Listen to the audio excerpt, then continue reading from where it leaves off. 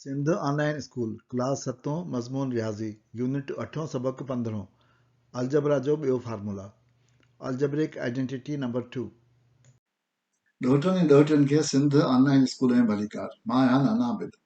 ॿार हिन सबक में असां अलजबरा जो ॿियो फार्मूलो थोरो तफ़सील सां ॾिसंदासीं। उनखे असां अलजबरा जे तरीक़े सां बि वेरीफाई कंदासीं यानी साबित कंदासीं ऐं उनखे ग्राफिकली यानी जामेट्री जे तरीक़े सां बि साबित कंदासीं। वारो असां हिन सबक में कॉमन अलजब्रिक आइडेंटिटीज़ खे ॾिसी रहिया आहियूं जेके तव्हांजे साम्हूं आहिनि। गुज़िरियल टिनि सबकनि में असां हिन पहिरीं आइडेंटिटी खे तफ़सील सां ॾिठो, इन जे बुनियाद ते कुझु मुश्किल जा सवाल हल कयासीं। हिन सबक में असां हिन आइडेंटिटी खे ॾिसंदासीं जंहिंखे मां आइडेंटिटी नंबर 2 चवंदुसि, या ॿी मुमासिलत या हिकु जड़ाई अलजबरा जी। हिन आइडेंटिटी खे असां square of sum of two terms चवंदा आहियूं, छो त हीउ ॿिनि मुख़्तलिफ़ रक़मनि जे जोड़ जो स्क्वायर आहे या चोरस आहे। The square of sum of two unlike terms is the, यानी ही टर्म जेको आहे उहो बराबरि आहे स्क्वायर ऑफ फर्स्ट टर्म, पहिरें टर्म जो square, plus twice the product of two terms जो twice the product, the square of the second term. सिंधीअ में जेकॾहिं चऊं त असां चई सघूं था त ॿिनि मुख़्तलिफ़ रक़मनि जे जोड़ जो चोरस बराबरि आहे पहिरीं रक़म जो चोरस वाधू ॿिन्ही रक़मनि जे ज़रबपत जी ॿीण, यानी ॿिनि सां ज़रब कबो ॿिन्ही रक़मनि जी ज़रबपत खे, ऐं ॿी रक़म जो चोरस। अचो त हाणे असां हिन आइडेंटिटी खे वेरीफाई कयूं पहिरीं आइडेंटिटी खे इस्तेमालु करे। असांखे ख़बर आहे त असां a plus B whole square खे लिखी सघूं था a plus B into a plus B, यानी स्क्वायर दरअसल साॻे एक्सप्रेशन जो ॿ दफ़ा पाण में ज़रब खे चइबो आहे, तॾहिं स्क्वायर थींदो आहे। सो हिनखे असां हीअं लिखी सघूं था। हिनखे जेकॾहिं मां कंपेयर कयां पहिरीं आइडेंटिटी सां जेका असां ॾिसी चुका आहियूं, त मूंखे ईअं लॻंदो त ही ॿई जेके पोर्शन्स आहिनि उहे हिकु जहिड़ा आहिनि। जेकॾहिं मां हिन आइडेंटिटी में एक्स जी जाइ ते ए लिखां, ए जी जाइ ते बी लिखां, हिते एक्स जी जाइ ते वरी ए थींदो ऐं बी जी जाइ ते बी थींदो। इहे सभु जेकॾहिं मां हिन में विझां त मां हिन एक्सप्रेशन खे मल्टीप्लाई करे सघां थो हीअ आइडेंटिटी पहिरीं आइडेंटिटी इस्तेमालु करे या पहिरियों फार्मूला इस्तेमालु करे। सोचियो त मां ईअं कयां। सभिनी खां पहिरीं थींदो हिन जो एक्स जो स्क्वायर, एक्स मूं वटि ए आहे सो थींदो ए स्क्वायर। उन खां पोइ थींदो मूं वटि ए प्लस बी, ए जी जाइ ते बी लिखंदुसि, बी जी जाइ ते बी लिखंदुसि, ऐं एक्स जी जाइ ते मां ए लिखंदुसि। उन खां पोइ ईंदो प्लस ए जी जाइ ते बी लिखंदुसि ऐं मल्टीप्लाई थींदो बी जी जाइ ते बी थींदो। हिनखे हाणे मां जेकॾहिं इहो बराबरि जो निशान ॾियां, इहो बराबरि थींदो ए स्क्वायर जीअं रहंदो। उन खां पोइ मूं वटि थींदो बी प्लस बी छा थींदो 2b मल्टीप्लाई बाय ए, ऐं plus B multiply by B थींदो बी स्क्वायर।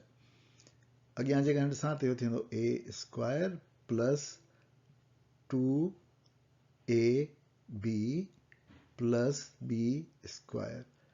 सो अहिड़ी तरह मोटो त इहो राइट हैंड साइड जहिड़ो थी वियो। सो मां लिखी सघां थो त राइट हैंड साइड जे बराबरि आहे इहो 10, left hand side is equal to right hand side, ऐं हैंड्स वेरीफाइड। अचो त हाणे असां हिन आइडेंटिटी खे ग्राफिकली या जामेट्री वारे तरीक़े सां बि हल करे ॾिसूं। सम्झो त असां वटि हिकिड़ो चोरस हो जेको a बाय a हो। हिकिड़ी साइड a हुअसि ऐं ॿी साइड बि a हुअसि, छो त चोरस हो, स्क्वायर में ॿई साइडूं बराबरि हूंदियूं आहिनि। असां हिनखे वधायो, ड्रेग में बि वधायोसीं ऐं वेकर में बि वधायोसीं। हाणे असां वटि जेको आहे नओं चोरस जेको आहे उहो हीउ ठही वियो जेको वेकिरो आहे, यानी a प्लस बी कयोसीं ऐं हिते a प्लस बी कयोसीं, छो त असांखे लेफ्ट साइड ते a प्लस बी खपे। हाणे हीउ जेको नओं चोरस असांजो ठही वियो वधियल, उन में हीअ साइड a प्लस बी आहे ऐं हीअ साइड a प्लस बी आहे।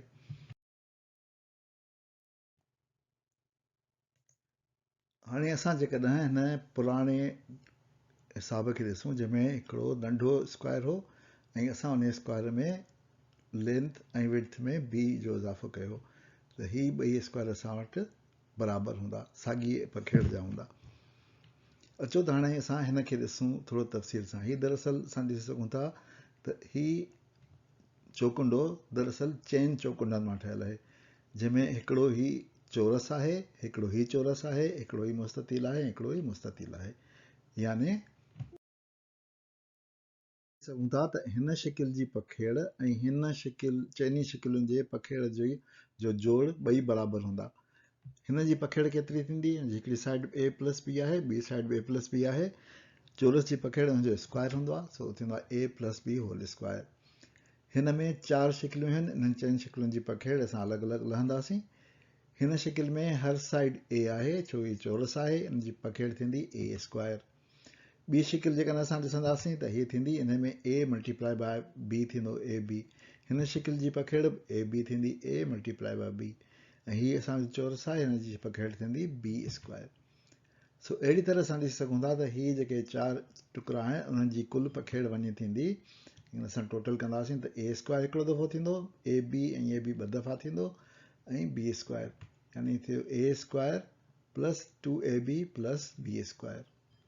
हाणे असां ॾिसी सघूं था त हीअ पखेड़ ऐं हीअ पखेड़ बराबरि आहे, छो त असां हिन जी पखेड़ ऐं हिन चइनि जी पखेड़ ॾिसी चुका आहियूं त साॻी आहे। उनजे करे असां चई सघूं था त हीअ ऐं हीअ ॿ एक्सप्रेशन्स पाण में बराबरि आहिनि, ऐं इहो ई आहे जेको असांखे साबित करिणो हो। हिते बि असां ॾिसी सघूं था त असां A plus B whole square is equal to A square plus 2ab plus B square खे साबित करिणो हो, जेको असां ज्योमेट्री जे तरीक़े सां हिते साबित करे छॾियो। बराबरि हिन फार्मूला में असां लेफ्ट हैंड साइड खे ए यानी ए प्लस बी स्क्वायर खे ए प्लस बी ऐं ए प्लस बी बि लिखी सघूं था, जीअं असां ॾिसी चुकासीं। सो असां हिन ॿिन्ही खे पाण में ज़र्ब करे, पोइ भली वर्टिकल मेथड हुजे, हॉरिजॉन्टल मेथड हुजे या फाइल वारो मेथड हुजे, ज़र्ब करे बि हिनखे साबित करे सघूं था। सो मां इहो कमु तव्हां ते छॾियां थो, ज़र्ब करे तव्हां पाण मुरादो बि साबित कयो। ॿारो इन ते असां पंहिंजे अॼोके सबक़ जी पुॼाणी था कयूं। नाबिद खे इजाज़त ॾियो, वरी ॿिए सबक़ में मिलंदासीं। ख़ुदा हाफ़िज़।